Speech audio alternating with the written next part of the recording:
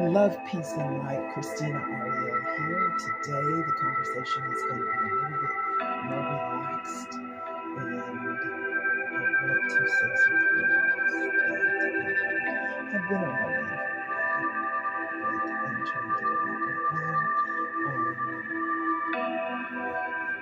Honestly, eventually, these nondescript videos with the black screen will turn into something else, and please excuse my pronunciation of words. I'm having a day. But anyway, I would like to speak on holistic healing. Holistic healing is a healing of the mind, body, and the spirit. Now, many people will tell you many different things. I have many different views on this, but in my first introduction to spiritual learning and a spiritual teaching, it was in talks that I had with a sage. Now, what he was explaining to me is, because there was a conversation about what I wanted to do, and it's always been healing. So he was like, okay, when you say you want to heal, what do you mean? Like, what does that look like? And I said, I want to heal people of their issues, like their mental issues, their physical issue, their physiological issues, different things of that nature. So he said, so what are you doing to heal yourself? And I said, well, I'm eating different, so I have adopted a certain way of eating, a certain way of being, and I'm learning how to avoid and evade, different energies. And in this conversation, he told me things that I didn't know the names of, but I had come into contact with them before, like they had been a part of my life. My biological father and his family, they participated in spiritual healing. I didn't know that's what it was called. It was just normal to me. I grew up around it, so I didn't think much of it. I just understood, okay, if I'm having a headache or if I have something going on, I know there are pressure points that I can pinch, or I can sit and center myself and search the feeling out and figure out what it is and tell myself I will be okay. Just simple things that they taught me as a child that I implemented in my way of being. Now, I didn't understand at the time that it was this whole big thing. And honestly, I still don't think it's this whole big thing, even though it is a whole big thing. Because the biggest change you can ever make, or the biggest impact on your life on this planet, this lifetime, that you can make is implementing a spiritual hygiene to your day. It's going to help you decompress, meaning let go of those negative energies and emotions that you may encounter through a day via yourself or via outside of your vessel, okay? Now, basically, your spiritual hygiene helps you identify the issues before they become a problem. It's just like my grandfather had this saying. He had many sayings, but he used to say all the time, you have to understand the people that come into your life. You don't need to let them in. You don't need to be a friend to everyone. You cannot be a friend to everyone. Okay? You need to learn each entity's or being's agenda before it becomes a problem. Now, being aware like this will still teach you lessons. You're still going to get the lessons. Don't worry about that. You're going to learn the lessons that are necessary for you to learn. But in lieu of the lessons, you also learn where you fit on the scheme of things. You learn how to maneuver in this environment. Okay? That's very, very, very important. Because a being of light, whether you know it or not, baby, they stick out like a sore thumb to the others, to the darklings, I call them. And a darkling just means that they're here while the light is here to work on behalf of the universe and to help the universe. The dark works against the universe, right? For lack of a better way to explain it. Now we'll come to learn that positive and negative just are, and there's no real good or bad, but right now let's focus on the basics. Okay?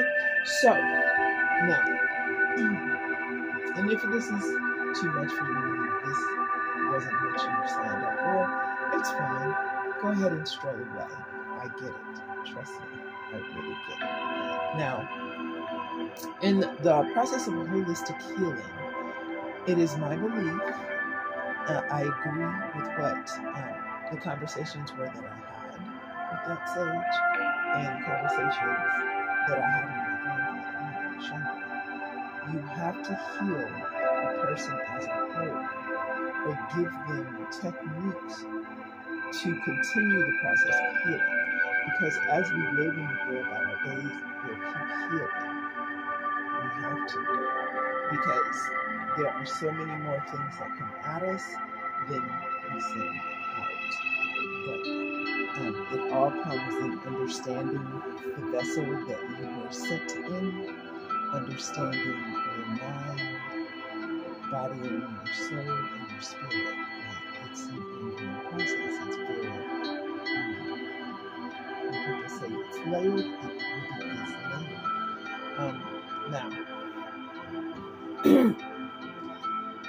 this goes along with a whole bunch of things. It goes along, holistic healing is understanding and learning what to put in your body, what needs to be removed from your body, what to put in your psyche, what needs to be removed from your psyche, or at least integrated, or however it works.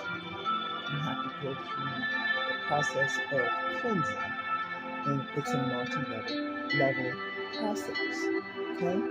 So, a holistic healer has an understanding of many different things, and I'm really impressed that I only know one healer at this moment that I know of is really diving into multiple levels and layers. And a lot of us get caught up on different points at some time or another because we have distractions that come into our life. Because we're learning through meditation, right? How to quiet the mind and how to pretty much not take control so much. I don't want you to think, oh, I gotta control everything. It's not like that. It's an ideology of how to free yourself of distractions so you can focus on the matters at hand. So, on a disciplined mind or disciplined being, even though their day gets crazy or bogged down, I'm sure if we ask them, they will tell us, different things that they do to sustain their train of thought, so to speak. Now, there are going to be different things coming into your spectrum of sight, hearing, smell, all that stuff, right? So it's going to be up to you to narrow in on what you need for that day, and to narrow in on what's most important to you and your vessel, your mind, body, soul, and spirit, and all of that. At the moment, you'll learn to take care of the most pertinent things that need to take precedence over the others. Now, you do that by working not only with yourself, but working with your spirit team, working with your guides and guardians, you know, your angels and demons within,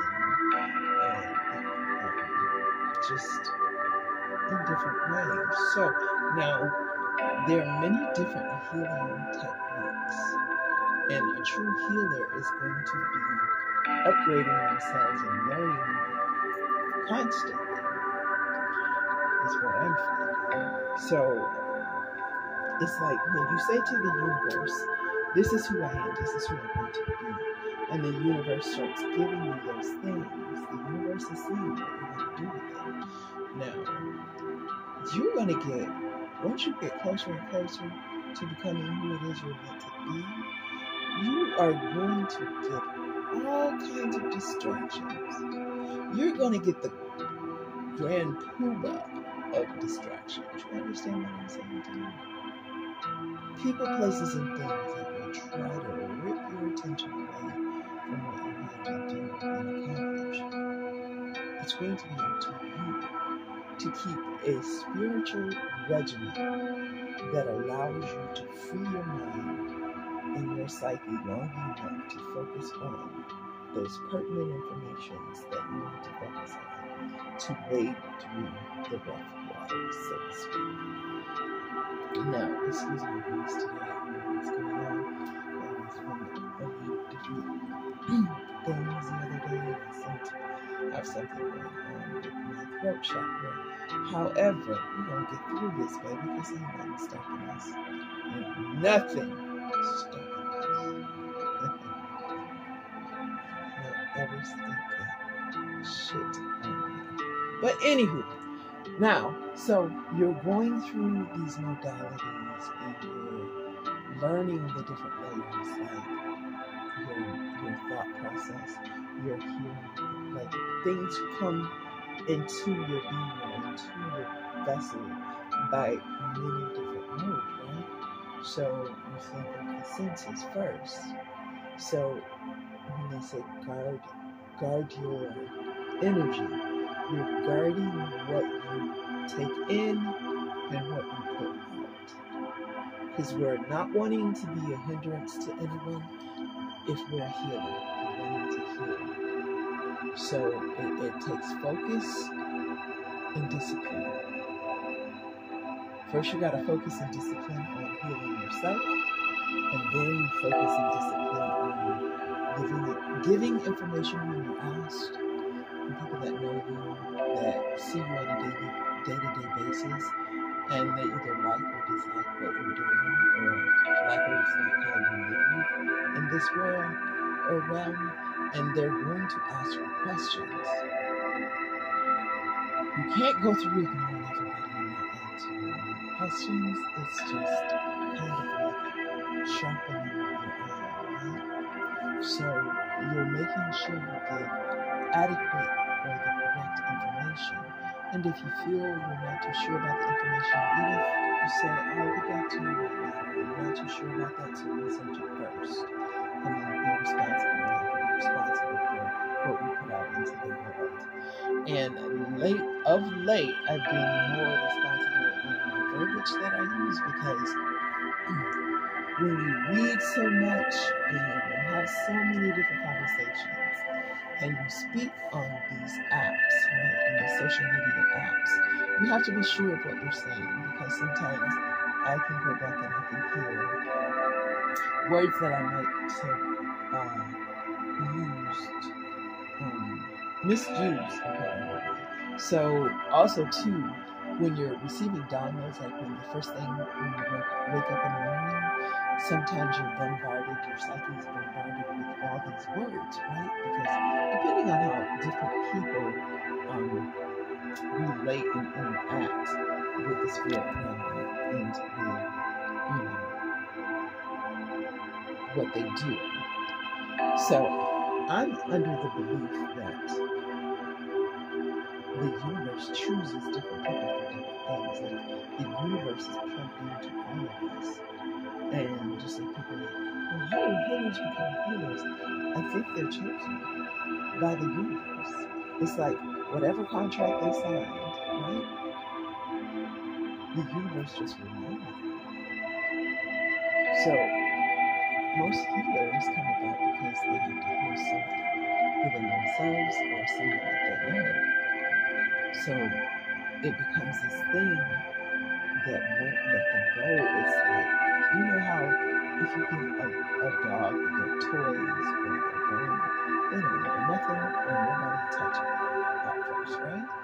They're like, I'm not sharing. Don't say, hey, stay away from my dog. Get, you know? So it's kind of like that. Like we hone in on something that we're learning that the universe is teaching us, and then we like delve into it. That's how it is for me. And sometimes, which is, you know, a little difficult for my family because my children are like, hey, where you been? I'll look up and 6 weeks or whatever have went by, and I don't even understand or know that much time has gone by because I got so drawn into what I was doing. I'm pretty sure it's the same for all others, especially when you're working on purpose, right? So, excuse me. So, in these cases, these different people that are chosen for these words, they are passionate about it. Very, very passionate about it. So, they know what they're talking about. They dive into it. Not to mention the downloads they must receive. Because this morning, what was it this morning? I was looking for the word holistic in my mind. Right? I was looking for holistic. But there was another word that meant blood pressure balance. Hemostasis. For some reason, hemostasis was stuck in my head today because, you know, you have to make sure your blood pressure is good, right? And make sure, because if your blood pressure goes up, it affects your organs and arteries within your body. So I had to focus and function on making sure I'm good, you know? So I go through the checks and whatever. But I'm thinking that was a little message to me from the ego for whatever reason. So I'm sure as I study it, apparently that's just the thing that I need to study at this time and get myself focused on that so I can learn everything there is for me to learn about it and why I need to understand it at this moment in time. So, now, there are so many different things that go into the healing process. So if you heal, right, you debugged your body, you've gotten rid of all the parasites, you're eating healthy, you're eating right, you're eating plant-based, making sure of what you put into your body. Even though some people think, oh, then that's all I need to do about that. I'll become holy. No, because it's so much more than what you put in your body. It's also what you put in your body. It's also the things you feed your mind, right? And your psyche. It's how you move in this world. You have to have a level of discipline, right? Because this is all about discipline, sweetheart. Because if you're healing yourself of the parasites, the blood pressure issues, you're healing yourself of the many different health issues that you could possibly have. You still have to have discipline. You still have to have discipline not to fall back into those things. And I'll be honest, right now, I had fell off because, case in point, you can't trust other people that aren't on this journey to feed your food. So if you go out and you go out to eat, It has to be a restaurant who is on the same train, wave thought, same thought wave as you. You understand what I'm saying? So it has to be a vegan restaurant, and it has to be tried and true, and you have to kind of get to know those people and how they think, because it's going to allow you to use that as a gauge as to whether they fit in with you or not, right? So I was at a friend's, I was hanging out with a friend, and it's people like to share their food with you, but you can't eat everyone's food. And right now, I'm on hiatus from eating anything anyone has, because people aren't practicing what you're practicing. They don't care that you're practicing what you're practicing. You have to care.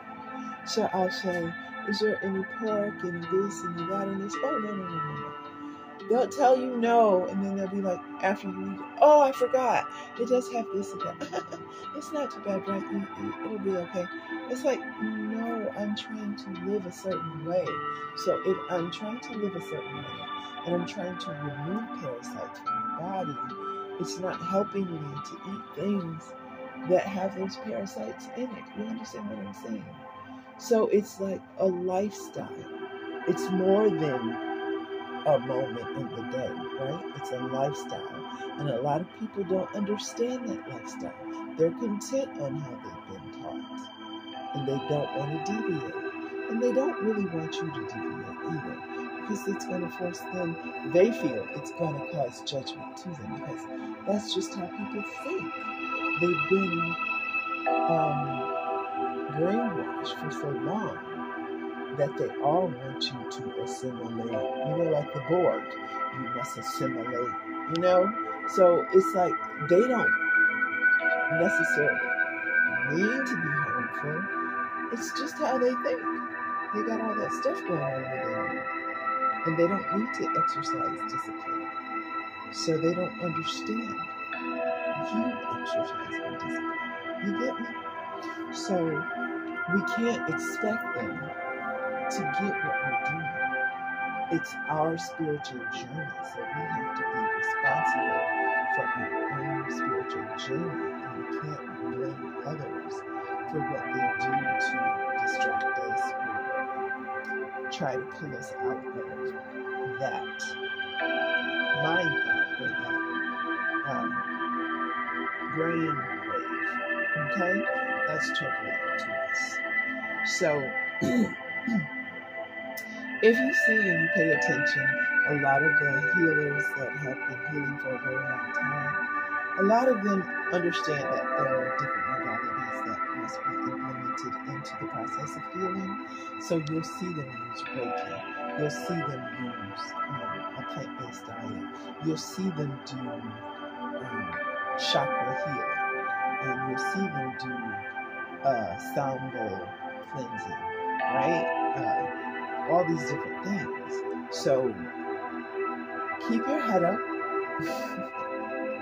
a stiff upper lip, and all of those things, child. So, like, really, but really pay attention. Not only that, but a lot of the holistic healers will also use tarot. And this is the thing of the matter, and I may or may not make a video on this. Tarot was initially invented to be a litmus test for the soul's journey. Now, meaning you can't see the spiritual world, right? You can only feel. So pulling of the cards lets you know what energy you're in, what energy you need to cleanse, and things of that nature. Only recently, since we've become so materialistic and so goo-goo gaga over the wrong things and ran by our root chakra, they dance on that root chakra, honey. They dance on that root chakra like they tap dancing, baby, because it keeps you disjointed and off kilter. So anyways, I'm not going to say pause, but so anyways, it helps you understand what you need healing on and how to gauge your healing and how to maneuver yourself through the spiritual realm. So I had a dream months ago, and it was in regards to being in the realm of sleep and being aware. And in the realm of sleep, I was shown a river, but the river wasn't a river, and I kept referring to it as a river or water, but it wasn't river or water. What has come to me of late is it's like plasma or light protons that I was witnessing and seeing. So you have all this energy. Energy never dies. It simply transmutes. So it was trying to show me the process of all these non-matter things, non-matter beings and things that happen outside of our awareness of matter. And yeah, I'll get that done. But anywho, tarot helps you understand how you're feeling within yourself physiologically. It helps you understand how to heal the physiological body and how to get that on the right path so things work out better for you and you can move a little easier, right? So tarot gauges the spiritual witness. It's a spiritual witness test. And that's my thought. But anyhow, I think I need some water. I've talked a lot. Apparently, this is my limitation on the speaking of this. Hopefully, I've given you some things to think about and to research on your own and to further investigate and see what it means to you and for you. This has been Christina Ariel.